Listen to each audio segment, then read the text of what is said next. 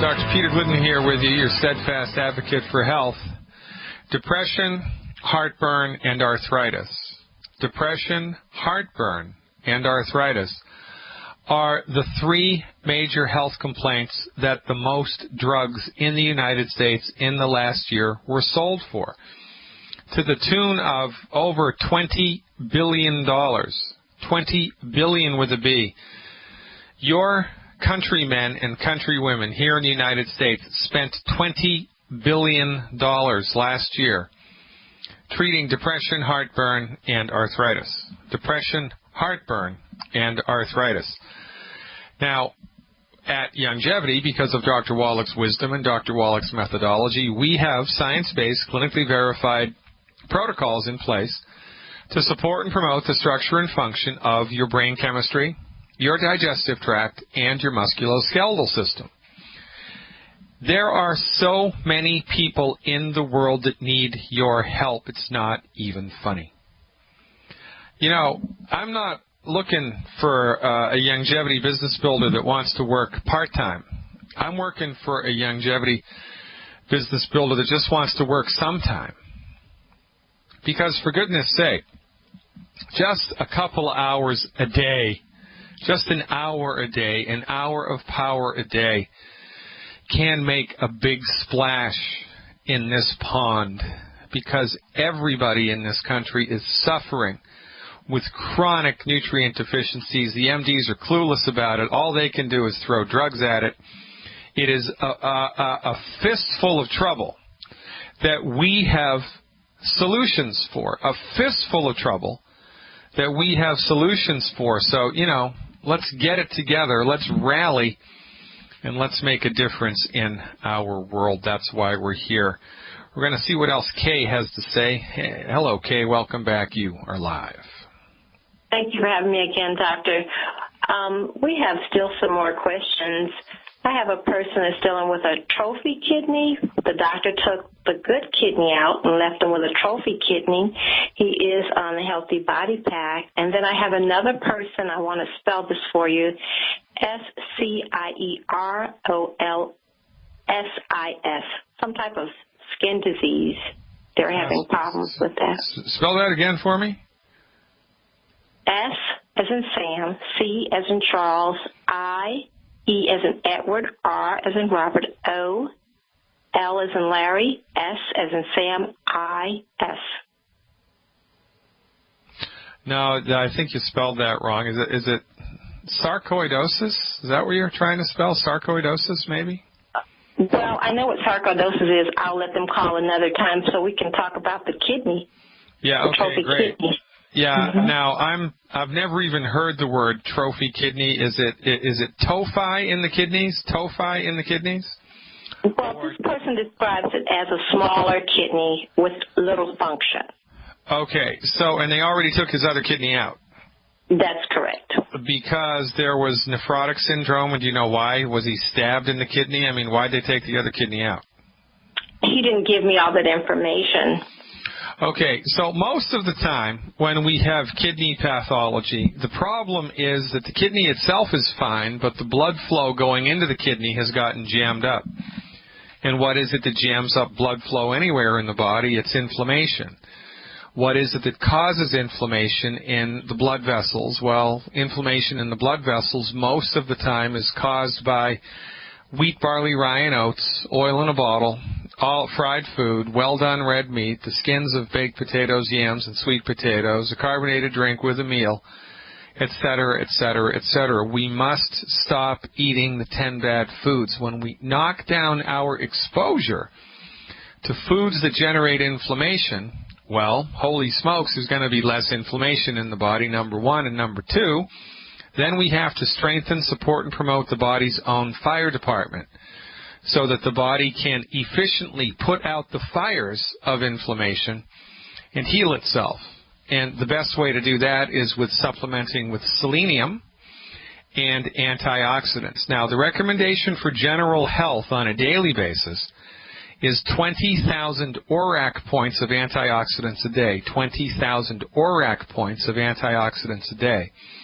But if there's inflammation at play in the body, if the game is already afoot, and in this case it is, otherwise they wouldn't have removed one of his kidneys, then we need to step up our antioxidant game, and the recommendation would be ORAC in excess of 100,000 a day. This person needs 100,000 ORAC points of antioxidant foods or beverages to go down the hatch every day, 100,000 ORAC points. I don't care how he does that. 4 bottles of selenium a month, 4 bottles of selenium a month, I don't care how much he weighs. 4 bottles of selenium a month, 1 bottle of Ultimate Daily Capsules per 200 pounds of body weight per month, and the Anti-Aging Healthy Start Pack 2.0 is best, appropriate for body weight. The Anti-Aging Healthy Start Pack 2.0 appropriate for body weight. Plus, of course, eliminate the 10 bad foods, and we keep our fingers crossed. Now, someone that has had one of their kidneys removed and the other one is smaller than it should be, this person is having signs and symptoms, subjective symptoms every day, like, not enough energy, I can't fall asleep, I can't stay asleep, I've got restless legs, I've got heartburn, I've got something, he's got something.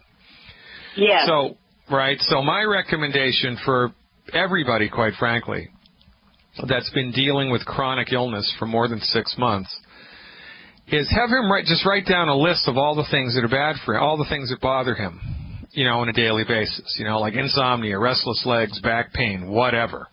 Just have him write down a list, and once a week, you can even do it once a day if you want, check in with himself and give that particular symptom a numerical score, like 1 to 10. 10 being, shoot me now, and 1 being, or 0 being it's completely gone. And that way they'll be able to see over time, numerically, whether or not the program that we're recommended is working. Because, it's a holistic program, and we expect, as we're waiting for the kidneys to improve their function, or the kidney to improve its function in this case, we expect other things to be happening into the bargain. And if this person pays attention to everything, because it is a holistic program, then life is good and life is better, and it's kind of a better way to judge the effectiveness of the program. But one of the secrets for this person is ORAC, ORAC, ORAC, ORAC. And feel free to use one of my webinars, to help educate them about what that is, or my book even, okay? Yes, we're subscribing this month. I don't want to keep any more of your time, but I have a lady on the line. She's a longevity rep. She has those same symptoms, fluid on her body, swelling, and tiredness. So would you recommend the same thing for her? She can speak for herself, though. Well, fatigue, right? That's the most common complaint that people go to the doctors with is fatigue. Everybody's tired. Yes. And then the doctor will tell you you're depressed and give you Abilify, and it's nonsense. So swelling, water retention in the body, the most common cause of water retention is not enough protein in the blood. And not enough protein in the blood is caused by either a faulty digestion of protein or not enough protein in the diet. That's usually a combination of the two. So what needs to happen in order to help your digestion is we have to eliminate the 10 bad foods. Because if you continue to eat the 10 bad foods, I don't care how many supplements you're going to take, your digestion is going to be crap. And that time the pun was intended, right? So she has to eliminate the 10 bad foods or this won't work, number one. Number two, start salting her food so that it tastes good. I want her to be liberal in her use of salt. Use table salt to make her food taste good, and don't be afraid of salt. Number three, every time she eats something, 50%, half of what's on the plate, I want to be a protein source. Eggs, fish, chicken, meat, rice and beans, mixed salted nuts. I don't care.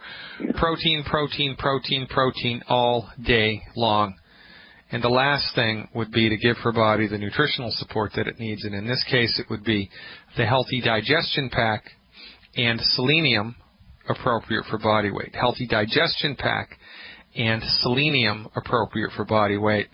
Tell you what, she's going to love how she feels in about 3 weeks. Just from stopping the 10 bad foods and adding a little more salt to her diet, she should see a remarkable turnaround. And then when you add the nutrients on top of it, holy smokes, Kay, you're going to have to... High blood pressure. High blood pressure. Yeah, high blood pressure too. High blood pressure most of the time is caused by not enough calcium and not enough magnesium, which are two trace minerals that your body needs.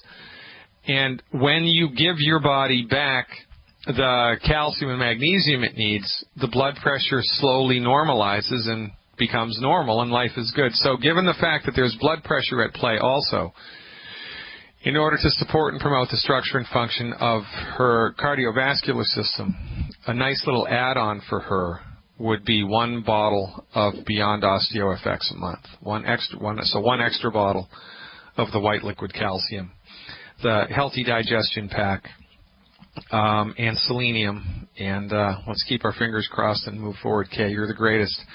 Keep up the good work down there in Georgia. You are the best thing to happen to Georgia in a long, long time. From Georgia to Montana, I guess we're not going to stay on the East Coast today. We're going to go talk to Karen in Montana now about weight gain. Hey, Karen, thanks for the phone call. You are live. Hey, hello, Dr. Glidden. Thanks for taking my call. Hello? Yeah, I'm here. I'm listening with bated breath. Well, I've been using the Healthy Start Pack, basically. I have to have a cornea transplant, and I'm normally very active, and now with this, I'm not going to be able to do much activity, anything that will cause any pressure. So my concern, of course, is weight gain. All right, Karen, stick around. We're up against a hard break. I'll dial this in for you when we come back. Appreciate your patience. Ladies and gentlemen, I'm Dr. Peter Glidden, and this is Fire Your MD Now. Welcome back, ladies and gentlemen. November 4th, 2013. Let's get it straight. November 4th, 2013. Let's go back to Montana and see what Karen's up to. Now, Karen, are you still with me? Yes, I am. Now, what is it that you need a transplant of? My cornea. Your cornea. What, yeah. Do you have a cataract? Oh, no, it was an injury. So it was scarred. Ouch. Oh, yeah, I'm sorry to hear that. Okay, so how long are you going to be immobile? 3 months. Yeah, that's interesting. Okay. Yeah, I mean, that's where I'm not going to be immobile, but I'm normally very active, runner and weightlifting, and so I can't do anything that's going to cause any pressure because of sutures in my eye. Yeah. So, yeah, I'm, of course, concerned about weight gain. And well, I've got some good news for you. Okay. By the way, folks, the cornea is part of the eye. It's part of the eye. So there was a study released by the United Nations, of all people, about a year ago, and it proved unequivocally that there is no relationship between exercise and weight gain. It does not exist. Exercise is irrelevant as to whether or not somebody loses weight or somebody gains weight. It's got nothing to do with it, or it's got nothing to do with why people gain weight. There's only one thing that causes people to gain weight. It's got nothing to do with exercise. What causes you, me, or the man in the moon, well, I don't know about the man in the moon. He might not be human, but the one thing that causes humans to gain weight is we eat too many calories, period. Now, nobody in Dachau or Auschwitz or the gulags of Russia under Stalin who was overweight. I don't care what their pre-existing health condition was. I don't care what their age, their race, their sex, their height. Doesn't matter. If you don't eat, you lose weight. The problem is we're all nutritionally starved in this country because our medical doctors have no notion of medical nutrition. They're clueless about it. So when your body is nutritionally starved, it craves food in the desperate attempt to regain its minerals, calcium and magnesium and zinc and amino acids and essential fatty acids. But the food that we eat doesn't have those things in it, so we eat and then we're hungry again, and then we eat, and then we're hungry again, and then we're eating, and we're hungry again, and what we eat doesn't satisfy our hunger, not for a lack of calories, but for a lack of vitamins and minerals. So if the concern here is about gaining weight because you can't exercise, it's a needless concern. If weight gain is the focus here, then you must dedicate yourself for the next 3 months to eating about 1,500 calories or better, 1,200 calories a day or less. 1,500 calories a day, you won't gain weight. 1,200 calories a day or less, you'll lose weight. So, you know, one thing you can do while you're not working out is start getting into the habit of counting calories. And just make sure that you eat 1,500 calories a day or less. If you do that, you're not going to gain weight, and then life is good. Now, attempting a limited calorie diet with an undernutrified body is impossible because you're swimming upstream, and it's only a matter of time until you get exhausted and you give up. But doing a limited calorie diet with the Healthy Start Pack and selenium coursing through your veins, it's easy. So what's your current body weight right now? 140. All right. So you're, you know, what I would give you, especially because of the surgery, for 3 months, I'd give you a 200-pound dose. So the recommendation for you to support and promote the structure and function of your body to help it recover from surgery faster would be 2 anti-aging Healthy Start Packs. Anti-aging start pack. Yeah, 2 anti-aging Healthy Start Packs, because there's a product in there called Cell Shield RTQ, which is anti-inflammatory and really, really good for reducing inflammation to tissue, which there's going to be because of the surgery. I mean, that's what's one of the things that's a side effect of the surgery, right? And that's just normal and to be expected. Sure. The Cell Shield RTQ is going to be of a big benefit here for you, as will be selenium. And because it's the eye concentrates selenium more than anything else practically. It's interesting to note that in the animal kingdom, the animals with the sharpest vision have the most amounts of selenium in their eyeball. It's an interesting little fun fact to know and tell. So 4 bottles of selenium a month, 2 anti-aging Healthy Starts, and 4 bottles of selenium for the next 3 months. Eliminate the 10 bad foods. And if weight gain is a concern, just make sure you're having 1,500 calories a day or less. Bada bing, bada boom. Thanks for calling, Karen. Going to Kansas City to talk to Jay when we come. Welcome back, ladies and gentlemen. Dr. Peter Glidden here, pulling back the curtain on the insanity inherent in the allopathic MD reductionistic point of view. It's jaw-dropping, eye-opening, and quite frankly, fractionatedly stunning the amount of incompetence and just oversight and lack of a steady course that's present in that medical system. I couldn't sleep at night unless I were an emergency room physician or a military field doctor if I had an MD after my name. Let's go to Kansas City and talk to Jay. Hey, Jay, thanks for calling, man. You are live. Hi, Doctor. I just had a question about grains, and I know you talked about how bad wheat and barley and oats and rye are for the body. But I'm a bread lover. I'm wondering, is it okay to do some of the alternatives like millet, you know, the sprouted seed, someone told me was pretty good. Sprouted bread. Or some of the ancient grains like spelt. Yeah, well, the answer is yes and no. Grains are not the problem. Okay. The problem is the protein that's in the grains. So the protein that's in wheat, barley, rye, and oats collectively is referred to as gluten. Yeah. And gluten is the problem. It's not the grain. It's the protein that's in the grain, and gluten is almost impossible for your stomach to digest. And so when you eat wheat, barley, rye, or oats, even if it's been sprouted, even if it's an ancient form of wheat, right, doesn't matter, it's still wheat, and it still has the same protein in it, more or less. The stomach can't digest the protein. Now, protein is like it's like a string of pearls. and each pearl being an amino acid. And between the pearls are chemical bonds that keep the protein in place. That keep the pearls, on the string. It's your stomach's job to break the chemical bonds between the individual amino acids, liberating each one of the amino acids, kind of like breaking the string of pearls, so all the pearls, now they're individual instead of all strung out together.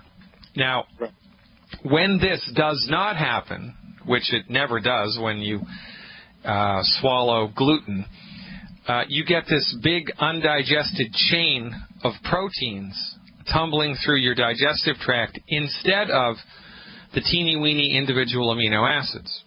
Now, your intestinal tract can suck up the eeny-weeny teeny amino acids, no problem. But when your intestinal tract tries to suck up the big undigested chain, it rips itself apart, literally. So this is the problem. The problem is not the grain, it's the protein that's in the grain. So you can have bread made from any grain that doesn't have gluten in it. And this is the key to the whole gluten-free thing that's sweeping the country now, which honestly I like to think there's a big gluten-free movement sweeping the country right now, and I like to think that Dr. Wallach and myself had a lot to do with that, and longevity. Right. Because we've been talking about going gluten-free forever now, and now finally everybody's talking about it, right? So, but remember, right, from the proper perspective, everything makes sense. So, yesterday, Sunday, we had gluten-free pancakes for breakfast. Delicious. And we had bacon that was nitrate-free, right? Now, I can't eat eggs. I'm allergic to eggs. I can't eat eggs. I can't eat a chicken egg. But, if I hadn't been allergic to eggs, I would have had eggs and bacon and pancakes and delicious. And for lunch this afternoon, I had a grilled cheese sandwich cooked on a skillet with butter and lard. Delicious.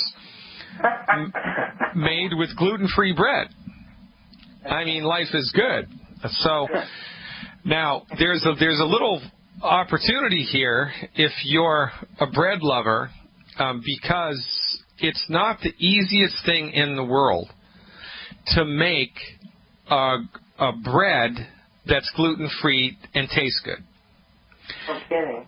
There's a couple, I know, right? There's a couple companies that pull it off better than most. But if you are a kitchen magician and you want to have a little spare time and you want to do some experimentation, look, man, if you can come up with a gluten-free bread mix that tastes great, I'll make you a rich man in 12 months. Yeah, I've tried a few. They haven't been that great. They're not that great. Yeah, so you got to poke around the vegetable patch until you find the ripe tomato. You just got to poke around the marketplace until you get your hands on good gluten-free bread. And it's the same, by the way, with anything else like pasta, right? The main ingredient in pasta is wheat flour. Well, you can't have that, but you can have pasta made from gluten-free rice flour. And so that's the problem. And also, every once in a while, this is an interesting thing to talk about, right? So every once in a while, someone calls the show and says, Dr. G, why can't we come up with a digestive enzyme that breaks the string of pearls? Proteins? No. Yeah, that helps the stomach to break those proteins up. And I say, well, I mean, maybe we can, but it would probably burn a hole through your stomach into the bargain, right? Yeah. So it's not good. So you just got to hunt and peck until you find a gluten-free bread, and then just go crazy, man. And remember, the only other thing, right, that we need to pay attention to in this regard is calories. That's it. So, I mean, if weight gain is a problem, then you have to count calories, and that's harder to be on a limited calorie diet if you're throwing a lot of grains down your body because they're inherently filled with calories. But if that's not a concern, you're good to go. And, we're a longevity nation here, right? So when you find an awesomely delicious gluten-free bread, call me and let me know. I will. Have you got just a second to talk to my wife? My wife had a quick question. Would that be all right? Or? Yes, sir. You bet. That's why I'm here. It'll just take a second. I promise I won't keep you. I'm thinking that it's probably time for me to take a blood test. I was just getting ready to hop out and do that tomorrow for sugar. And I really, there's no sugar problems in the family, but I've had some unusual health issues that I'm definitely not going to, take up your time here going into. Well, all right. So that's all right. So that's easy though. So there's a website you can go to that we're not affiliated with. It's MD Lab Tests, plural. MDLabTests.com. Okay, well, I get my test free, so I'd sort of like to do the freebies, but if all right, if you get your test free, but often if you get your test free, you can't tell them, well. But no point. Yeah, so hemoglobin A1C is the test you want. Okay, so I want to go to mdlabtests.com and hemoglobin what? Hemoglobin? Yep, A dash, then the number 1, and then the letter C. Hemoglobin A1C. Yep. Is there any possibility our lab could do it? Yeah, your lab, any lab in the country will do it. I just don't know what the parameters of your being able to order stuff yourself at your lab. I mean, if your lab lets you do whatever lab tests you want, then just tell them. No, of course. Yeah, well, see, that's the problem, right? I'm working with a pretty good MD that I like. I mean, there's a place for docs. I'm not going to fire mine. He's been pretty good, but I think most of the stuff that you're talking about, 99% of it can be taken care of what you're talking about.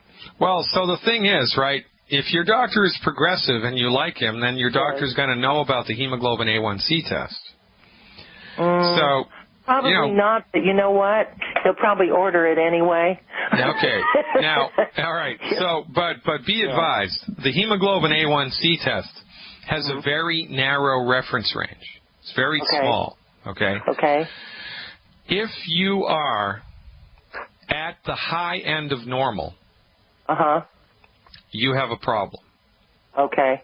I gotcha. See, because the way that, and I really should do a whole segment about this. I should do a whole segment about this on the radio, but I wish you would. The way that the lab testing is set up, because remember, MDs, bless their hearts, are reductionists, and they're not trained to fix anything. They're only trained to intervene once something's already broken, right? Exactly. So the reference range that they go by with their blood testing only tells you when something is wrong after it's already broken. Exactly. So you can have a hemoglobin A1C test that, according to the MD, is inside the normal range. Right. But according to me, it's a big flipping problem, and you better fix it now. You got it. Okay. All right. All right. I'll see if he'll let me do that. If he won't, then I'll have to go order one, through them and see what. Yeah, it's it's a $40 test, I think, $40. Oh, okay. Well, will they tell you if it's in the medium, high, or whatever range? Oh yeah. They'll tell you what the reference range is, and they'll give you a numerical score for your blood. And I think the reference range is 4 to 6, I think. Okay. Someday, if and when you have time, and if and when it's possible, I want to talk to you about my daughters and my travails through the medical system with a genetic disorder that the doctors call very, very, very rare, and I really doubt it. Well, call me tomorrow in the first segment. I've got 13 minutes, and I'll talk you right through it.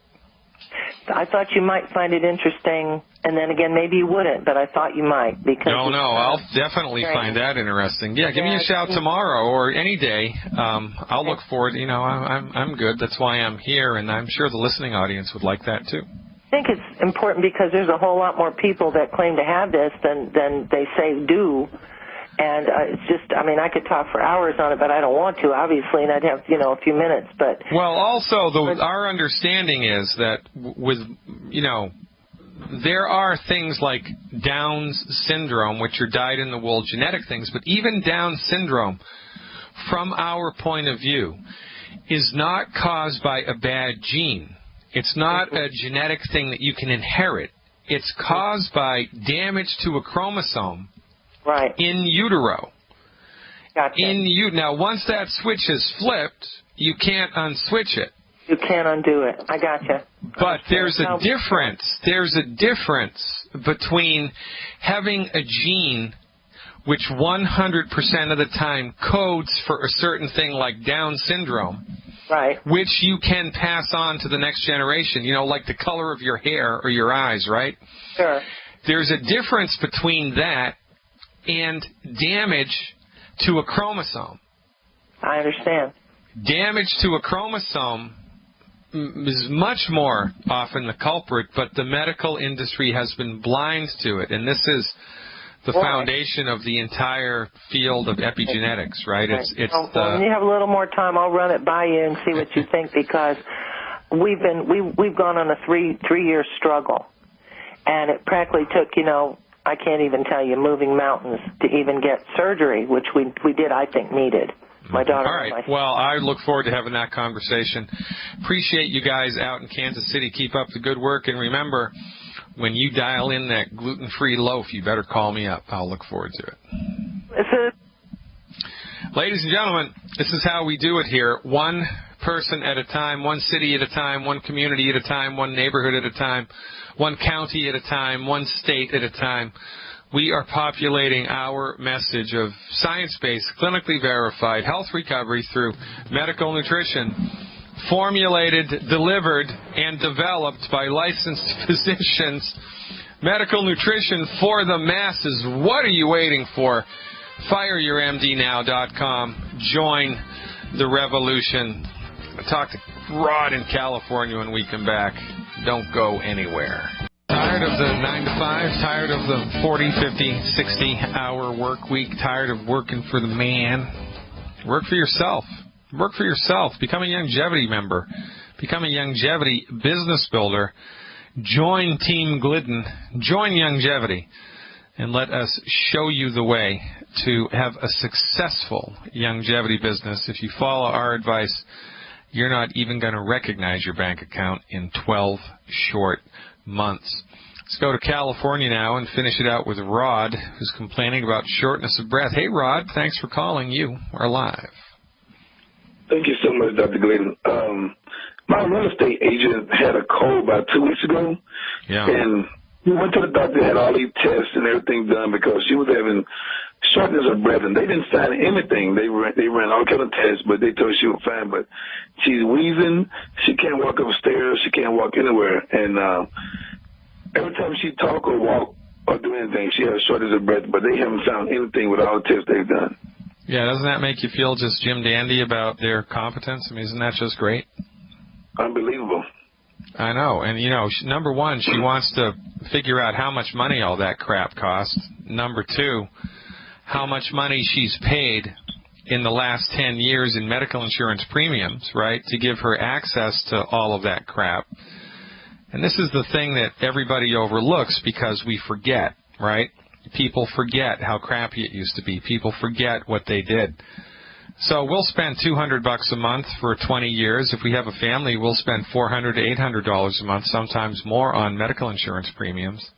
We'll spend hundreds of thousands of dollars over the course of our lifetime just for the privilege of having access to the MD, maybe, at some time in the future when the crapola really does hit the fan. And then when the crapola really does hit the fan, we have to pay the premium, right? The deductible, that's a great term, deductible. We got to pay $1,000 out of our own pocket just so we can sit at the feet of the MD. And then because we have good insurance, they do all of this testing that doesn't show anything, and we're still symptomatic. I mean, man, is there any other business that can do this? I mean, we wouldn't stand for this in the automobile industry, in the housing industry, in the waste removal industry. We wouldn't stand for this. But when the MDs do it, we just roll our eyes and go, oh, son of a gun, the MD knows much more than I do. And it's nuts, man. We need our flipping heads examined. So did all of this for your friend just kind of start out of the blue all of a sudden, or was there a slow build-up to it? Do you know, Rod? Well, she told me she had a slight cold a couple of weeks ago, then she got rid of it, and then she had a minor shortness of breath, but then the cold came back recently and left, and she had breath was so short that she went to the doctor, to like the emergency room, and they ran a test on her. Then she went to her main doctor, to a specialist, and they ran more tests, and they were saying her lungs fine, her kidneys fine, this is fine, everything was fine. So But she still, when I was talking to her yesterday, she couldn't get her sentence out without coughing and having shortness of breath. Yeah, it's interesting. Well, she probably has a lung infection and they missed it. I mean, that's the most common thing to think about, right? When your lung is fighting off a bacterial or a viral infection, everything becomes compromised, and if there's a little bit of a weakness there anyway, then it's going to be more difficult. So in order to support and promote the structure and function of lung tissue, the recommendation would be the Healthy Brain and Heart Pack. And that's a little confusing for people. It should be called the Healthy Brain, Heart, and Lung Pack. Honestly, it should be, but it's not. So we do 1 Healthy Brain and Heart Pack per 100 pounds of body weight per month. 1 Healthy Brain and Heart Pack. 1 bottle of selenium per 50 pounds of body weight per month. And 2 bottles of Killer Biotic. 2 bottles of Killer Biotic. I want her to take 9 Killer Biotic a day until they're gone. 9 Killer Biotic a day until both bottles are empty, regardless of what happens to her lungs. Just have her finish all the Killer Biotic, 9 a day until they're gone. Last thing she can do is get an essential oil called Raven Sarah, R-A-V like Victor, E-N like Nancy, S-A-R-R-A, Raven Sarah Essential Oil. That's in Longevity. It's sold through the Ancient Legacy company. Raven Sarah Essential Oil. Have her put a couple of drops under her nose on her upper lip 3 or 4 times a day and take big deep breaths. Breathe in that Raven Sarah oil all day long. Eliminate the 10 bad foods, Rod. You already knew I was going to say that. Have her stop the 10 bad foods, get her on board with those supplements, and look to see what happens. If I'm right, there should be a noticeable, measurable improvement within 7 days. Give it a shot. Thanks for the call. We're out of time.